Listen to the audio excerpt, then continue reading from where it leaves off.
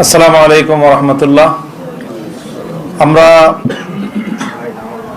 এই যে নির্বাচন গতকাল হয়ে গেল, এখানে ব্যাপক মানুষের উৎসাহ এবং উদ্দীপনা সহ উপস্থিতিতে আমরা স্বাগত জানিয়েছি এবং বাংলাদেশ স্থিতিশীল হবে সেই প্রত্যাশা আমরা ব্যক্ত করছি।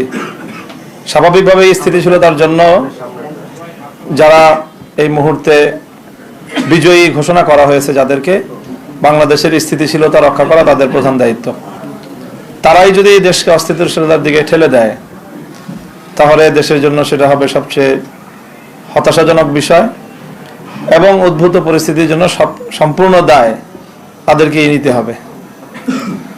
আমরা অত্যন্ত দ্ব্যর্থহীন ভাষায় বলতে চাই, জুলাই বিপ্লবের চেতনাকে যদি ধ্বংস করার চেষ্টা করা হয় তাহলে সেখানে আমরা আনকম্প্রোমাইজ থাকব।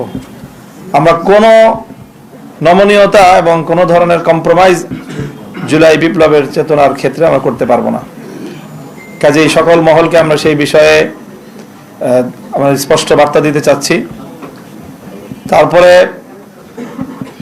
ইলেকশনটার যে বিষয়ে আমরা আমাদের গতকাল থেকে আজকে বলে আসছি আমরা যে আমরা তো আমাদের ইতিবাচকভাবেই আমরা ব্যক্ত করতে চাচ্ছি প্রতিক্রিয়া, কিন্তু পরিষ্কার যে ইলেকশনটা তো একটা সময় পর্যন্ত অথবা ভোট গ্রহণ হওয়া পর্যন্ত মোটামুটি দৃশ্যমান রাখা হয়েছে, কোনো গন্ডগোল যেন না হয়।